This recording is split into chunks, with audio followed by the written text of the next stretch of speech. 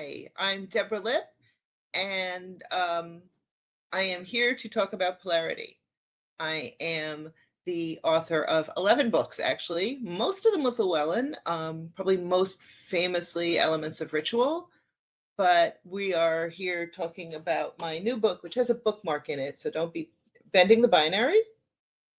And we're here to talk about, here you can't see the subtitle necessarily, Polarity Magic in a Non-Binary World. So we will talk about polarity and we will talk about what that means, but we will talk about that in an inclusive way. Like, how are you inclusive? How can you work with polarity? So my basic point of view is that a lot of people have told you that polarity is essential and it's this very powerful magic, and that is true.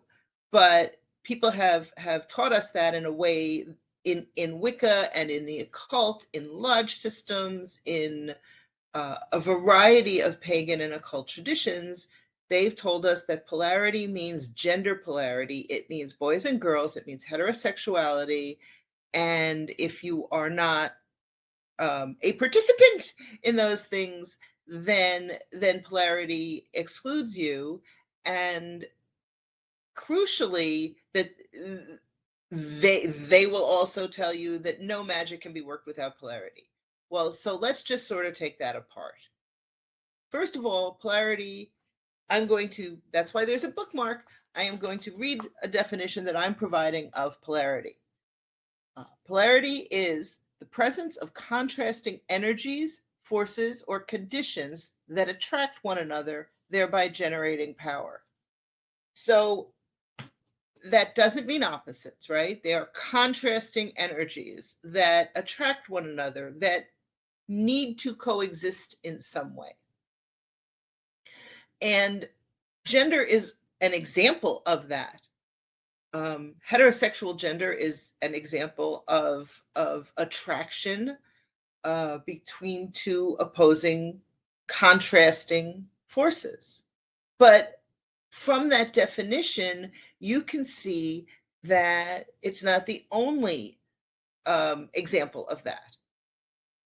So all sorts of forces attract and draw one another and create energy. For example, passive and active. Passive just sits there, right? Passive doesn't do anything energetically, visually. You can't watch passive generate energy by itself. Whereas you can watch active generate energy by itself. And so active sort of tends to get more favor. People think of it as the power. But think about your own life. Think about active, active, active, active, and think about the way in which if you don't rest, you burn out. You can't just be active all the time. You have to rest. A good night's sleep alters and transforms your ability to work, right?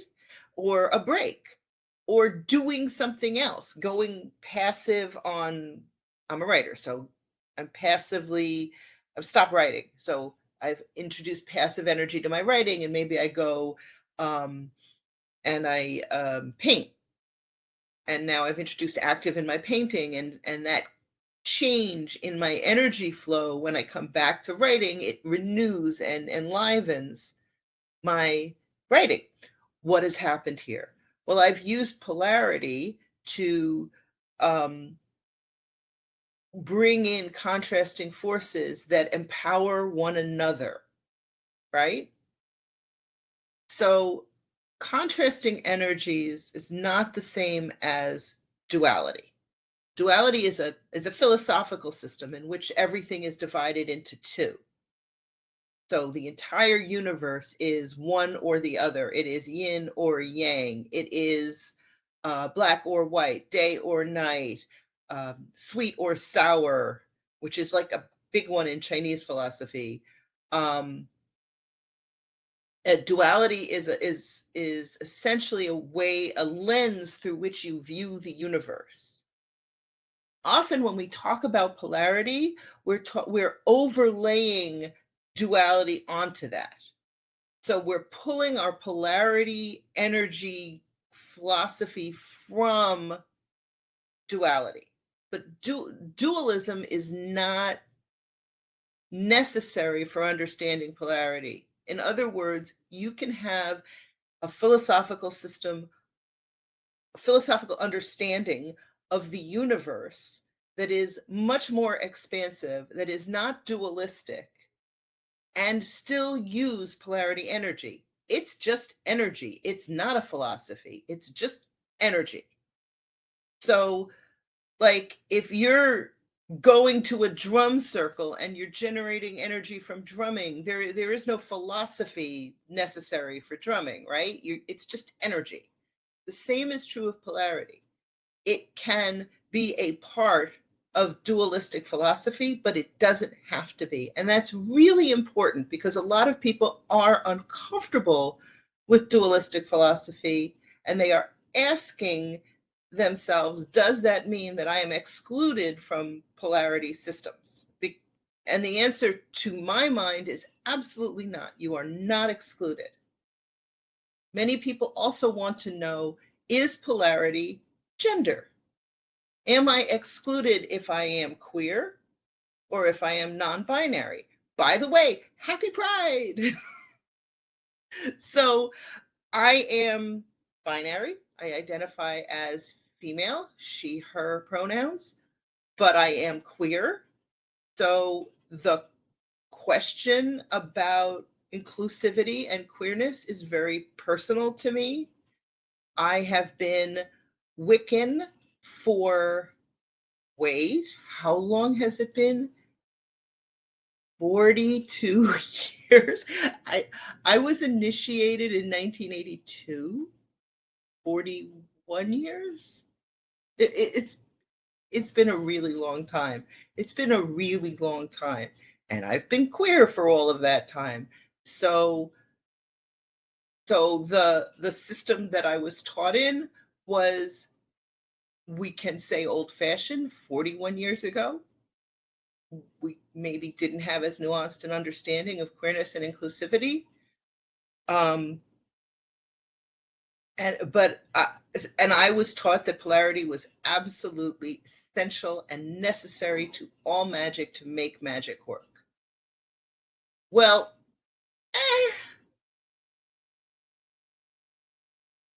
polarity, there are other energies, and some people choose not to work with polarity energy, and that's okay. But like I say, if your mother taught you that, the spaghetti sauce has to have garlic, and you make a spaghetti sauce without garlic and it's delicious, that doesn't mean that you were lied to about the use of garlic and you should never use it again. Garlic's great. You can have your sauce with or without garlic. You can have other recipes with or without garlic. Don't put it in your ice cream. So polarity is an energy, and some people choose not to work with it. That doesn't mean that the existence of polarity is bullshit. The polarity is a pulsing beat that we find everywhere in the universe. I think it is a core essence of creation. We know that polarity energy and polarity magic goes back thousands of years, and we can trace it to the beginning of alchemy. Alchemy works with polarity magic. Alchemy is probably the first polarity magic that we have clear record of. I don't know where you are, but where I am, it's still coffee time. So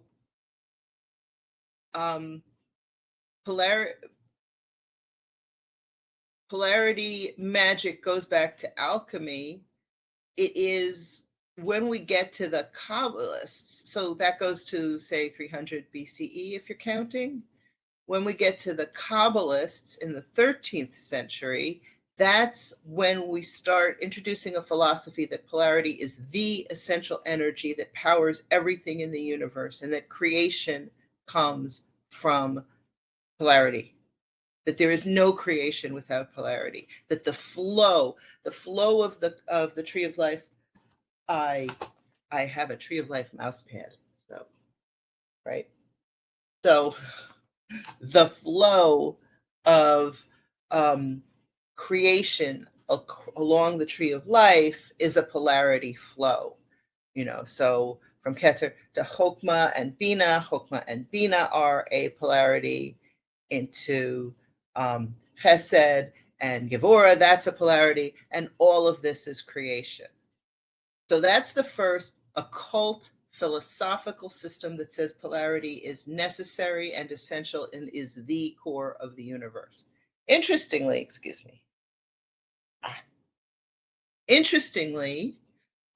we can bring that to the present day and look at science and look at creation and look at the Big Bang, matter and energy creating this explosion that forms the universe. We can see polarity in that. We can look at the creation of life, at energy, in the form of electricity, first striking inert matter in the ocean, we think, for the beginning of life, and we can see polarity in that. So we can bring a little science in creation into understanding that polarity is essential force, the occult force that we've been working with for thousands of years is consistent with the science that we know today. But let's bring that back around and say, okay, if it's consistent with science, people are using science as a bludgeon to be non-inclusive.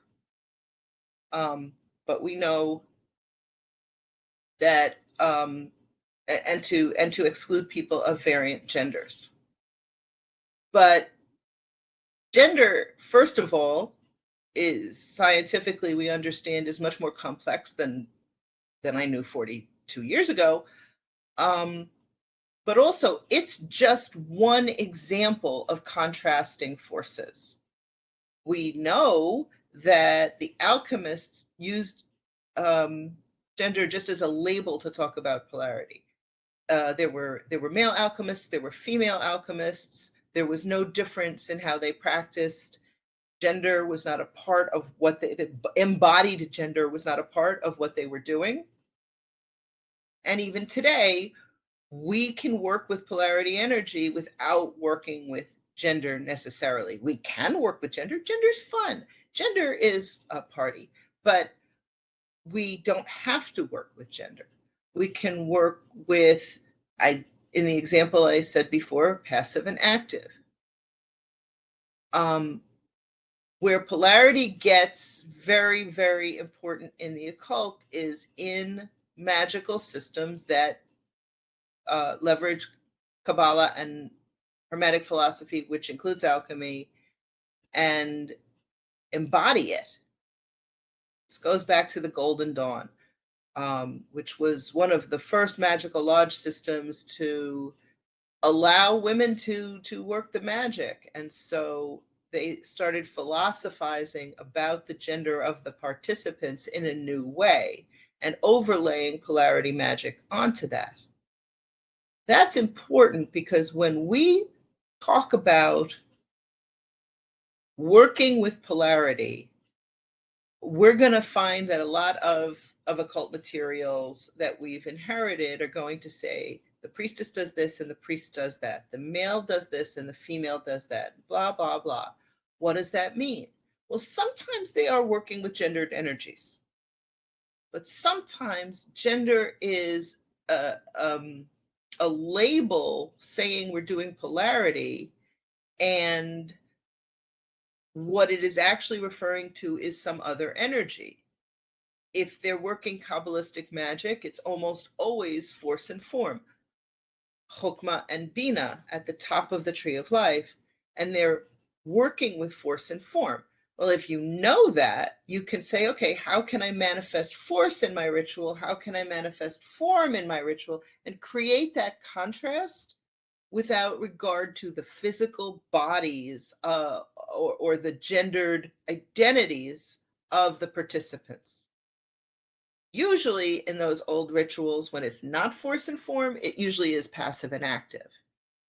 And in my book, in Bending the Binary, I give some experiments with working in a couple and one person being fully passive and being activated by the active partner. So like, I'm holding still, waiting for you to tell me what to do. And then you say, we shall now, la, la, la, la, and then say, okay, we shall now consecrate the salt. And then passive partner consecrates the salt and holds still, passively waiting for active partner to say, we shall now consecrate the water. Well, what happens is the energy gets concentrated, right? The passive partner is holding passive energy and fully experiencing active energy coming to them. The active partner is holding active energy and fully experiencing reaching that active energy into the passive partner. This kind of experimentation lets us discover the way that polarity flows back and forth in a magical working in a non-gendered way, although again, you can use gender if you want to, gender's fun. In and to see what it feels like moving that energy back and forth.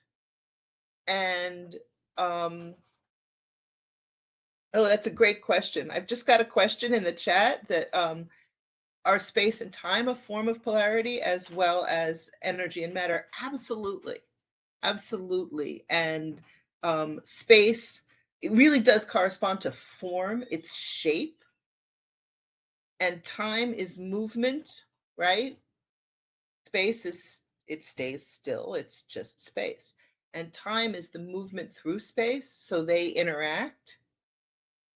And one of the things that I offer in the book is I structure the book around a half dozen different polarities that I find to be primary, that I find to be, help me shape my thinking as to what polarity is.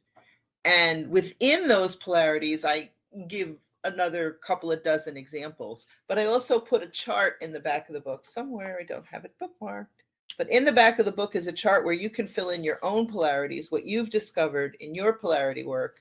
So I think you can see that there's blank lines in each set of polarities at the bottom for you to fill in your own.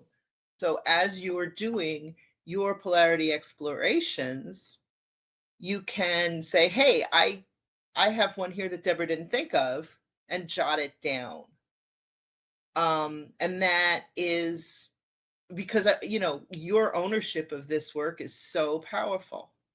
I do want to say that polarity doesn't necessarily exist only in the extremes. So if you have a globe, there's a North Pole and a South Pole. There's also an equator, and there's also all the space in between. In fact, the existence of a North Pole and a South Pole absolutely necessitates the existence of an equator and a whole globe. And I think that, like, we know that about passive and active. Nobody is all active or all passive. And we know that now. We know that so much about gender. Even somebody like me, I'm a cisgender woman. I identify as female and femme. But I have many, many qualities that people would tend to think of as masculine. Like I'm loud. I don't know if you people have noticed, but I am loud. I talk a lot. And that codes as masculine in our culture. I'm a little bossy. Codes as masculine. So nobody is just all one thing. Right? So we're all whatever pole you exist on, you you uh, you tend to blend. And when we explore polarity energies, we explore pulling to the extremes, right? Being way more passive than you would normally be, way more active without having a passive than you would normally be, um, or dominant and submissive, or force and form, or self and other. Any of these, we explore pulling apart and creating contrast, or we explore a constant interplay back and forth. Those are the two easiest ways to generate polarity energy, either constantly interplay, passive, active, passive, active, passive, active, or keeping them apart as far as possible for as long as possible. And then when they come together, whoa! So I'll give you a very ordinary example of that. Weddings. Bride and groom stay apart the night before the wedding, sometimes for days before the wedding. They don't see each other. The idea being that when they finally do come together at the altar for the marriage, boom, the energy reconnects because they've created that contrast. They've sublimated the interaction of poles that are naturally attracted to each other. And I said bride and groom. It can be, I don't care, bride and bride, groom and groom, person and person. The energy is between these two individuals, and you've created contrast by pulling them apart and waiting and waiting and waiting until they come together. And that, as a magical principle, is extraordinarily powerful. We do have time for questions now. And while I'm waiting for Shannon is just in the chat is saying that she's raising or they're raising a trans son and learning a lot of. I have a trans daughter as well, and yeah, you learn a lot about the way that energy flows in gender and in transition. That is incredibly powerful, and our trans family, our trans friends have a lot to teach us. But the chat can be open for questions. I'm going to tell you a few non-polarity things for just a minute, and then keep talking until you hit me with a million questions, and then I'll answer all of them. I'll answer as many as I can. I want to tell you, you can always find me at DeborahLipp.com.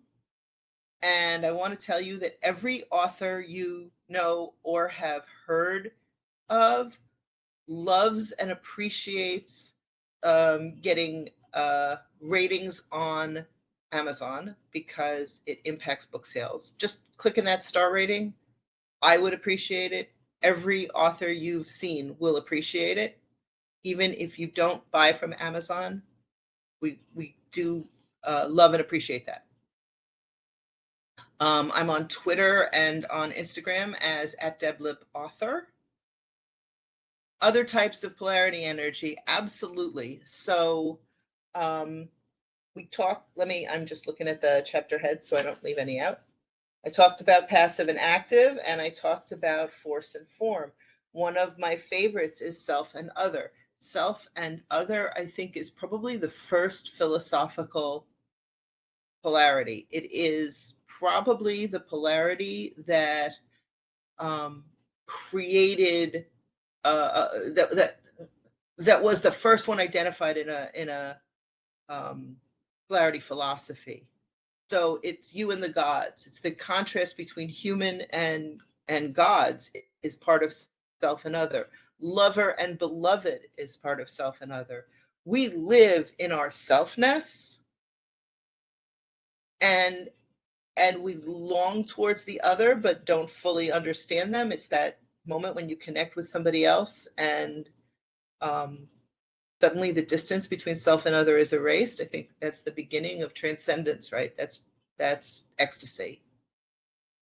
And that is one of the most powerful polarity energies.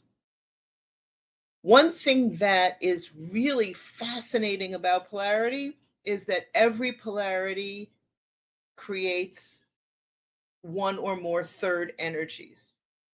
And there's different ways that that can happen. It can be liminal space. Example, an important polarity is night and day. Sun and moon, night and day. Night and day do not exist without dawn and twilight. And dawn and twilight are liminal spaces. Twilight is neither day nor night. Twilight is a magical time. You will find it in books of magic all the time. Do this at twilight or do this at dawn. Why? Because the non-existent liminal space, the space between, is incredibly powerful magic. Most polarities, you'll be able to find that liminal space between them. Sometimes a polarity will have a mediating space, something that sort of cools the heat between the polarities. An example of that is salt in alchemy. So alchemy originates as mercury and sulfur as a male and female polarity contrast. And then Paracelsus introduces salt as a mediator that sort of helps balance the two. So that's another different kind of third energy that you can have in a polarity. Finding that third, often it's creation, right? Finding the third is like it can be, sperm and egg create child. It can be self and other create, gods and mortals. The worship is the mediating space between them. Dominance and submission, the mediating space is equality. So there's lots and lots of ways of finding that liminal space, that created third, that creative movement forward. And a lot of this is just letting us explore. Like, a lot of people get real frustrated by the gender essentialism of traditional polarity philosophy, and they want to throw the whole thing away. I don't want to work with polarity.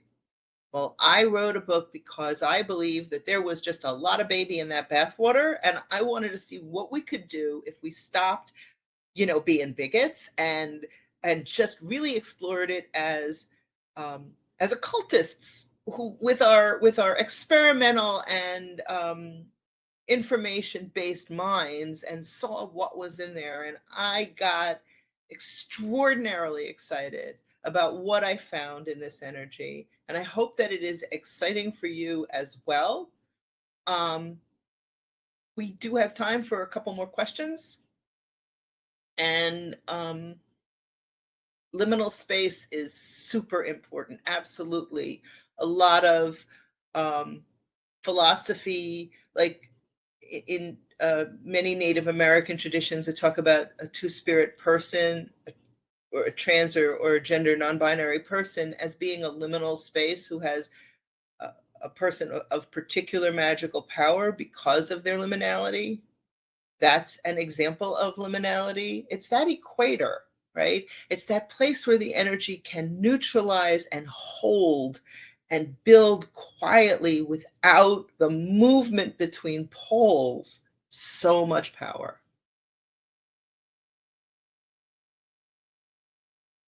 Polarity is necessary for a happy relationship without necessarily traditional gender. Absolutely true. I think that being, that I have so much polarity with my spouse, who is a gender non-binary woman who identifies as butch and non-binary, but we have so much polarity energy between us. We're a same-sex couple, but we develop an understanding of what our polarity is. You always find that in a good partnership. You find that contrast and that flow of you're this and I'm that, and we sometimes don't understand each other and sometimes do. Super, super beautiful stuff. Midnight Also, right, it's the space between the end of one day and the beginning of another. So even though you would normally say twilight is the light affected liminality between day and night, um, midnight is the sort of clock liminality, if you know what I mean. So you can find different polarities, different energies within the polarity. We're about at the point where we can wrap up. If there's one more question, I'll jump in. Otherwise, I will tell you that Llewellyn is going to be providing a wonderful coupon for those of you who were worried about your pocketbook.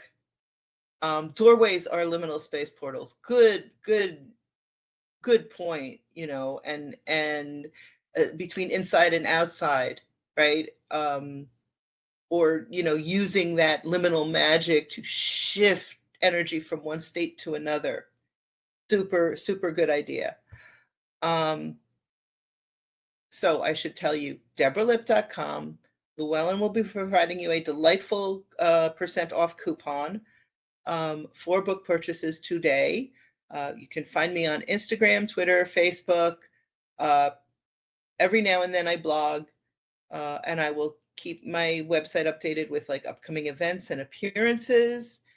And rate those books on Amazon, not just for me, for everybody, and because we all love it when you do. And thank you so much for attending and listening and being here. The LlewellynCon event is so delightful, and we are so